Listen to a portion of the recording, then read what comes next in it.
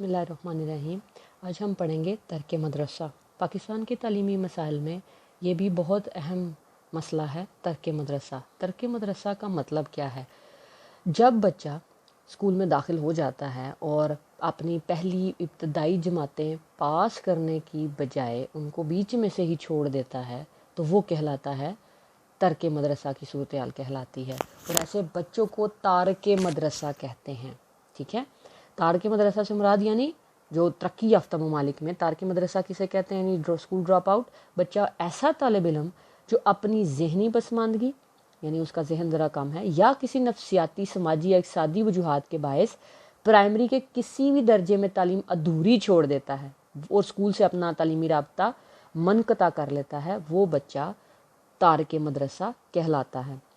اس کی کیا صورتحال ہے پاکستان میں؟ پاکستان میں تو ماشاءاللہ اتنے بچے ہیں جو اپنے ابتدائی تعلیم یا پرائمری سطح کی تعلیم کو بھی بیچ میں ہی چھوڑ دیتے ہیں۔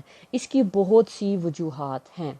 سب سے پہلی وجہ ہے غربت، اس کے بعد ہے عوام کا تعلیم کے بارے میں رویہ، یعنی تعلیم کو چونکہ یہ ایک طویل المدت سرمایہ کاری ہے، یعنی لانگ ٹرم ایکٹیویٹی ہے، اس کے فائدے ہمیں بہت دیر بعد جا کے پتہ چلتے ہیں، لیکن لوگوں کو چونکہ اس کا شعور نہیں ہے، اس وجہ سے وہ کیا کرتے ہیں کہ اس کو صرف تھوڑا سا پڑھ لیا اور بس کوئی فائدہ نظر نہیں آ رہا، چلو کام پہ لاگ جاؤ، چھوڑ دو اسکول۔ پھر اس کے بعد ہے گھریلو کام اور ذمہ داریاں۔ ہمارے دیہات کا جو معاشرتی پس منظر کچھ ایسے ہے کہ بچیاں گھروں میں خانہ داری اور گھریلو کاموں میں ہاتھ بٹاتی ہیں، جبکہ بچے دکانوں یا کھیتوں میں اپنے والد کے ساتھ کام کرتے ہیں۔ تو جب یہ ذمہ داریاں بچے کی مجبوریاں بن جاتی ہیں تو بچے پھر تعلیم کو خیر آباد کہہ دیتے ہیں، چھوڑ دیتے ہیں۔ اساتذہ کی پیشہ ورانہ عدم دلچسپی بھی اس کی ایک کہہ لیں وجہ ہے کہ کچھ ایسے اساتذہ ہیں جن کی پیشہ ورانہ تربیت نہیں ہوئی ہوتی، تو ان کو نہیں پتہ ہوتا کہ بچوں کی نفسیاتی ضروریات اور ہیں، سماجی اور اخلاقی ضروریات اور ہیں، تو وہ سب کو ایک ہی لاٹھی سے ہانکتے ہیں، تو بچے خوفزدہ ہو کر اسکول چھوڑ جاتے ہیں۔ اس کے بعد ہے اسکولوں کی حالت اور اسکول سہولتیں۔ اب جیسے ہم پیچھے بھی پڑھ چکے ہیں، یہ ساری آپس میں انٹر ریلیٹڈ ہیں۔ اسکولوں کی حالتیں ایسی ہیں کہ ہمارے پاس کوئی ایسی سہولتیں ہی میسر نہیں ہیں کہ فرنیچر رہی ہے، بھارت، بجلی، پانی، سردی اور گرمی کا مناسب انتظام وغیرہ کچھ بھی نہیں ہے، جس سے بچے کیا کرتے ہیں، ڈر کے یا جانے کے لیے ہی تیار نہیں ہوتے۔ بعض اوقات اساتذہ کے سخت رویے کی وجہ سے بھی وہ اسکول چھوڑ جاتے ہیں۔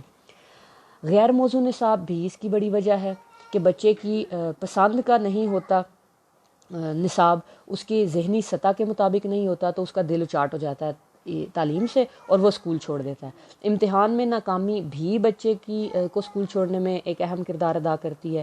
جب بچے کے ساتھ بہت سے نفسیاتی و سماجی مسائل ہو سکتے ہیں، گھریلو حالات ہو سکتی ہیں، ماں باپ کی علیحدگی یا وفات، بہت سارے ایسے مسائل آ جاتے ہیں ان کی پڑھائی کے دوران جس سے ان کا دل اچاٹ ہو جاتا ہے، تو وہ اس کو چھوڑ دیتے ہیں۔ ہم جھولی یا دوست، یہ بھی ایک بڑی وجہ ہے۔ اب آپ اپنے آپ کو ہی دیکھ لیں، میری سہیلی نے مس یہ مضمون رکھا ہے تو میں نے بھی یہی رکھ لیا ہے، میری امی نے بولا تھا تمہاری اس بہن نے یہ رکھا ہے تو تم نے بھی یہی رکھنا ہے، تو یہ چیزیں بھی بڑا اثر انداز ہوتی ہیں۔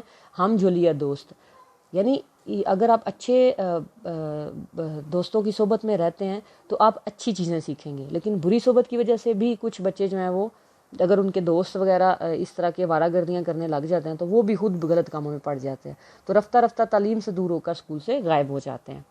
والدین کی عدم توجہ بھی ترک مدرسہ میں اہم کردار ادا کرتی ہے۔ والدین جو ہے وہ بس پیسے دے دیے، کام پورا ہو گیا، تعلیمی اخراجات پورے ہو گئے، بس جی ٹھیک ہو گیا۔ وہ یہ نہیں دیکھتے کہ بچہ کیا کر رہا ہے، کیا نہیں، تعلیم پر توجہ دے رہا ہے یا نہیں، وہ اس سے بری ذمہ ہو جاتے ہیں، تو بچے کیا کرتے ہیں، احساس کمتری کا شکار ہو جاتے ہیں اور پڑھائی سے دور ہوتے جاتے ہیں۔ اس کی شرح کو یعنی ترک مدرسہ کی شرح کو کم کرنے کے لیے کیا کیا جائے کہ یہ چیز کم ہو جائے، یعنی بچے اسکول چھوڑنا بند کر دیں؟ سب سے پہلی بات ہو سکتی ہے کہ ہم تعلیم کو لازمی اور مفت کر دیں، کیونکہ غربت اہم وجہ ہے اور لازمی نہیں ہے، اس وجہ سے اس کی طرف سے تھوڑی کنی کترائی جا رہی ہے۔ اب وہ علاقے جہاں پہ سرکاری اسکولوں کی تعداد کم ہے، وہاں بجائے اس کے کہ سرکاری اسکول زیادہ کھولے جائے، وہ ایک لانگ ٹرم پروسیس ہے، وہاں پر پرائیویٹ سیکٹر کو اجازت دے دی جائے کہ وہ کھول لے اور تعلیم تو عام کرے نا، وہ پھر دوسری شفٹ شروع کر لے۔ پھر اساتذہ کی تربیت اس طرح سے کی جائے کہ بچوں کے ساتھ شفقت اور محبت کا رویہ روا رکھیں تاکہ بچے ڈر کے اسکول نہ چھوڑیں۔ اسکولوں میں اعلیٰ تعلیم یافتہ اور پیشہ ورانہ تربیت رکھنے والے اساتذہ، خاص طور پر خواتین اساتذہ کو رکھا جائے، کیونکہ وہ زیادہ مردوں کی نسبت زیادہ شفیق اور مہربان ہوتی ہیں۔ تو ایسا بھی کیا جا سکتا ہے تاکہ بچے اسکول سے نہ بھاگیں۔ جبری سالانہ امتحان کی بجائے بچوں کو ان کی ذہنی رفتار سے آگے بڑھنے کا موقع دیا جائے، تعلیمی سہولتیں فراہم کی جائیں۔ پرائمری جماعتوں میں جو امتحانات ان کو رٹے کی بجائے عملی نوعیت کا ہونا چاہیے، ایسے کام سکھائے جائیں جو ان کے آگے آنے والی زندگی میں کام آ سکیں۔ ذرائع ابلاغ کو بھی استعمال کیا جانا چاہیے اور ان کے ذریعے تعلیم کے فائدے بتائے جائیں لوگوں کو، تاکہ تعلیم بجائے اس کے کہ ایک ہوا بنا کے پیش کی جائے، ان کو جس طرح اللہ تعالیٰ نے نماز اور روزے کا حکم ایک فرض کی صورت میں دیا ہوا نا، سیم اسی طرح تعلیم کے بارے میں بھی ان کو یہ متعارف کروایا جائے کہ ایسا ہے، تعلیم حاصل کرنا بھی اسی طرح ضروری ہے جس طرح نماز اور روزے کی پابندی ضروری ہے۔ اب تعلیم کے بارے میں عمومی رویہ ہمارے ہاں لوگوں کا بہت ہی نیگیٹو ہے، چونکہ پاکستان کی آبادی کا 35% حصہ غربت سے نیچے لکیر ہے نا، غربت کی لکیر اس سے نیچے کی زندگی بسر کر رہا ہے، یعنی غریبوں سے بھی غریب ہیں۔ پھر طبقاتی تقسیم ہے اس میں، بیکار کا یہ سوچتے ہیں کہ یہ جو تعلیم حاصل کرنا ہے نا، یہ امیروں کا مشغلہ ہے اور بیکار قسم کا کام ہے، اسے ہوتا کچھ بھی نہیں ہے، بچے کا فائدہ کچھ بھی نہیں ہوتا، نہ ہی وہ کسی چیز کو کمانے کے قابل ہو جاتا ہے۔ تو وہ کیا کرتے ہیں، اس کو نیگیٹو معنوں میں لیتے ہیں۔ پھر کچھ ایسے والدین ہیں جو کہتے ہیں کہ جی لڑکوں کو تعلیم دلا لو، لڑکیوں کو دلا کے کیا کرنا ہے، حالانکہ وہ یہ نہیں جانتے کہ ایک مرد کی تعلیم ایک فرد کی تعلیم ہے اور ایک عورت کی تعلیم ایک پوری نسل کی تعلیم ہے۔ یہ چیزیں بدلنے کی ضرورت ہے۔ اب اس کی تبدیلی کے لیے حکومت نے کیا کوششیں کی ہیں؟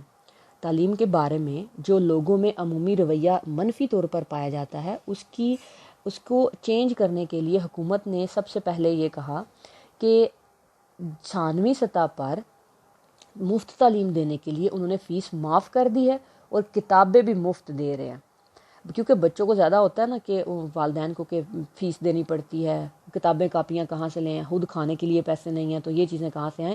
تو گورنمنٹ نے اس کے لیے ان کی فیس بھی معاف کر دی اور کتابیں بھی مفت دے رہی ہے، تاکہ بچے آئیں تو صحیح، کم از کم اپنا رویہ تو ٹھیک کریں۔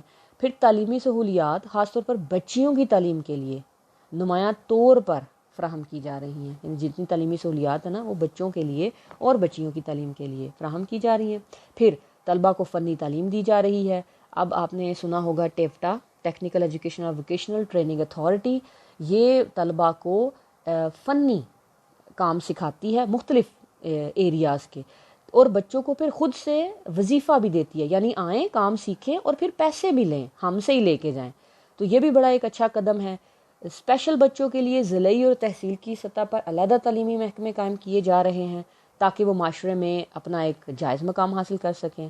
پھر ہائر ایجوکیشن کمیشن کی جانب سے کیا کہا گیا کہ ملکی اور غیر ملکی تعلیمی اداروں میں میرٹ کی بنیاد پر داخلہ دیا جاتا ہے اور تعلیم یافتہ افراد کو میرٹ ہی کی بنیاد پر ملازمتیں دی جا رہی ہیں۔ جب ہم ان باتوں کو مد نظر رکھتے ہیں تو ہی ہمیں پتہ چلتا ہے کہ ہمارا معاشرہ کس طرف جا رہا ہے۔ یہ ایسے مسائل ہیں جن کا حل ہونا بہت ضروری ہے۔ اگر یہ مسائل حل نہ ہوئے تو معاشرہ بجائے آگے جانے کے پیچھے کو جائے گا۔ ابھی آپ نے پیچھے پڑھا نا کہ پہلے جو تھی وہ 60% خواندگی کی شرح تھی پاکستان میں آج سے 2 سال پہلے، اور اب پھر 58% پہ آ گئی ہے، یعنی کم ہو گئی ہے، بجائے بڑھنے کے کم ہو گئی ہے۔ ہمیں اس چیز کو ختم کرنا ہے۔